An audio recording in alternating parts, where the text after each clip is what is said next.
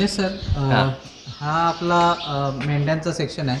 बरोबर. इथे व्हरायटी आहे तुमच्याकडे बऱ्यापैकी. जरा त्याच्याबद्दल थोडं एक्सप्लेन करा ना. इथं माझ्याकडे आता 7 ते 8 प्रकारच्या मेंढ्या आहेत. इथं काही माझ्याकडं दक्कनी आहेत. की आता इथं केस गेल्यामुळं, केस काढल्यामुळं सगळे एकसारखे दिसतात ते. पण आता ती जर मेंढी बघितली तर ती मरिनो, बसलेली. त्याच्या मागची पण मरिनो आहे.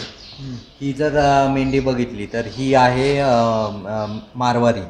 त्यानंतर ती त्याच्या पलीकडची जी खाली काळ्या साईडने आहे ती दक्कनी. काही नाही, ही नारी सुवर्ण आहे. तर अशा आपल्याकडं नारी सुवर्ण, दक्कनी, मुझफ्फराबादी, मारवारी, परत माडग्याळ आहेत काही. तर अशा मिळून आपल्याकडे इथं सात ह्या ब्रीड आहेत आणि सगळ्यांना आपण डॉर्पर क्रॉस करतो. तर ह्याच्यामध्ये जो आहे आत्ता तो आहे व्हाईट हेडेड डॉर्पर आहे. एक मिनटं, आपण त्या व्हाईट हेडेड डॉर्पर, आता मला इथं नेमका कुठं बसलाय ते एकदा.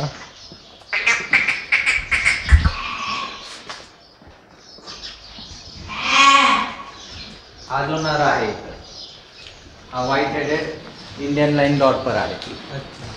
हे मध्ये चाललंय, जो शी करत होता तिकडनं निघाला. ठीक आहे. हा व्हाईट हेडेड इंडियन डॉर्पर आहे. तो कमीत कमी एक 90 वर्ष, 90 महिन्याचा आहे. हे 90 किलोचा आहे. अच्छा. पण आता आपण जे ब्लॅक हेडेड, म्हणजे 2 प्रकारचे डॉर्पर असतात. ॲक्च्युली जर डॉर्परला जर विचारलं तर black ship with big white spot, असं डॉर्परचं डेफिनेशन. हा डॉर्पर ना सर? गेला. तो इंडियन डॉर्पर आहे. ॲक्च्युली ते क्रॉसचं पिल्लू आहे. जे मेन डॉर्पर होते ते आम्ही विकले. जे इंडियन डॉर्पर होते त्या एक क्रॉसचं ठेवलेलं आहे. आणि आता जे तुम्हाला ब्लॅक हेडेड डॉर्पर म्हणतो, तर हे काय आपल्याकडे इथं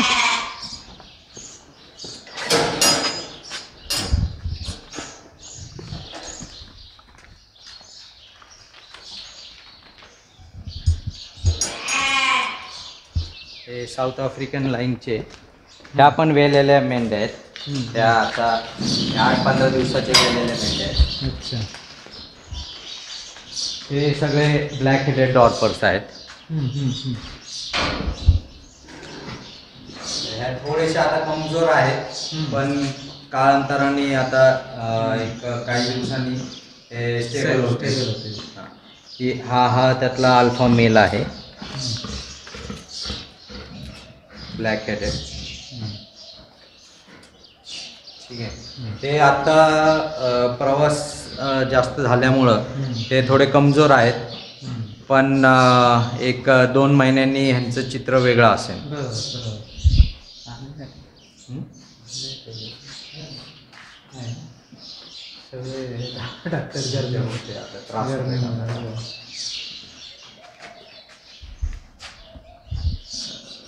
ब्लॅक डॉर्पर, ब्लॅक हेडेड डॉर्पर खूप खराब आहेत त्या. ट्रान्सपोर्टेशनमुळे थोडं स्टेबल व्हायला त्यांना 15 दिवसच झाले ना. पण ह्याचा ॲक्च्युअल यूज काय असतो सर? ब्लॅक मीटसाठी. एवढे लांबून तुम्ही इकडे आणलेत त्यांना, तर त्यांचा कशासाठी यूज करणार आहे सर तुम्ही?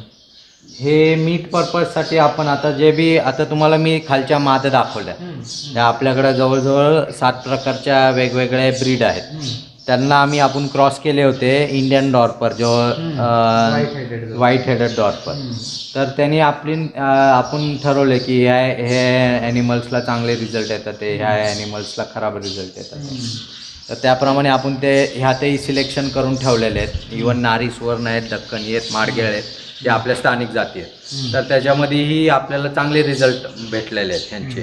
तर आता आपण हे आत्ता सध्या तर आपण कोणाला क्रॉस करत नाही आहेत, पण ह्यांचे जे मेल येतात ते आपण आमच्या इथं मेंढ्यांचं कसं आहे की मेंढ्यांचे जे नर आहेत ते प्रामुख्याने आम्ही मटणासाठी डिलाईट, म्हणजे इलाईट कस्टमर जे आहेत, जे त्यांच्या लग्न कार्यासाठी किंवा ह्याच्यासाठी त्यांना मेल लागतात, तर ते आमचे ते येतात, स्वतः बघून बुक करतात. आम्ही ते हायजेनिक जे अहमदनगर गोट फेडरेशनचं जे हायजेनिक स्लॉटर हाऊस आहे तिथनं आपण त्यांची फी देऊन ते कट करून घेतो आणि ते मग आपण त्यांना 1000 रुपये 1200 रुपये किलोप्रमाणे आपण त्यांना ते सेल करतो. जर त्यांना फ्रेश पाहिजे असेल तर मग अहमदनगर गोट फेडरेशनला नाही जात, आपण बाहेरनं सुद्धा कट करून किंवा कोंडव्याचा जो आपला कमेल्याचा हे आहे तिथं आपण जाऊन ते ॲनिमल कट करून त्यांना ते फ्रेश मटन अवेलेबल करतो. तर ते आपण नर बघू आधी, नर पण बघू. ते आता तुम्हाला सगळे माझे दाखवले मी तिथे.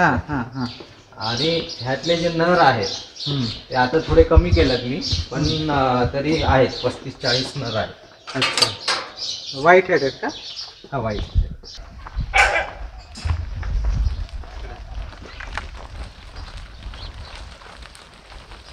हे सगळे डॉर्पर जे आहेत हे 4 महिन्यापासून ते 6 महिन्याचे पिल्ले, हे सगळे नर डॉर्पर आहे.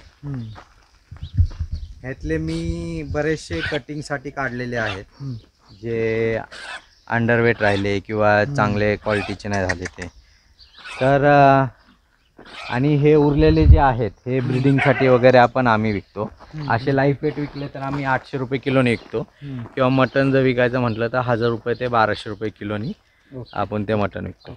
आता ह्याच्यामध्ये काही बिटलचे नर पण आहेत. आता हा 6 महिन्याचा नर आहे फक्त. हा 55 किलो ते 60 किलो भरतो. बिटल सर हा व्हाईट मध्ये कसं काय? व्हाईट मध्ये कलर खूप आहेत बिटलचे.